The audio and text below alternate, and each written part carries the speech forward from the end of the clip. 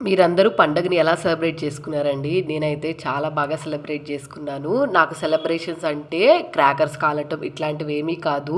మా ఇల్లు చాలా చిన్నది. చిన్నదైనా గానీ మా ఇంటి ముందు మెల్ల చాలా పెద్దగా ఉంటది. అందుకని చెప్పి ఈ మెల్లాని ఎంత అందంగా డెకరేట్ చేద్దామని చెప్పి నేను 2 డేస్ ముందు నుంచి ఆలోచించుకొని ఉంచుకున్నాను.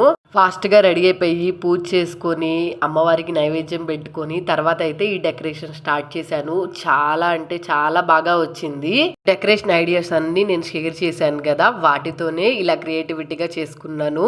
నేనైతే క్రాకర్స్ కాలవక ఒక 10 ఇయర్స్ పైనే అట్లా అయిపోయింది. క్రాకర్స్ అస్సలు కాలవని నేను. కానీ ఈసారి మా హస్బెండ్ మాత్రం ఎప్పుడూ కాలవు గదా నువ్వు, ఈసారి కాలు అని చెప్పి గొడవ చేశారు. అందుకని చెప్పి కాకరపువ్వొతులైతే కాల్చాను. హస్బెండే ఎక్కువగా క్రాకర్స్ కాలవటానికి ఇంట్రెస్ట్ చూపిస్తారు. మా పిల్లలు కొంచెం జాగ్రత్తగానే, నేను కొంచెం జాగ్రత్తగానే దూరంగానే ఉంటాము క్రాకర్స్ కాలవటానికి. అంత ఇంట్రెస్ట్ అయితే వీటి మీద ఎప్పుడూ చూపించము.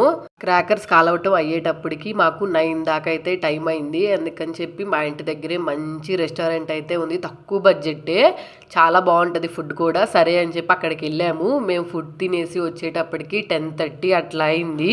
తినేసిన తర్వాత అయితే కాసేపు అట్లా బయట తిరిగొచ్చాము చల్లగాలికి. చాలా బాగా అనిపించింది. అందరూ చాలా బాగా క్రాకర్స్‌ని ఎంజాయ్ చేశారు. మీరెలా చేసుకున్నారు?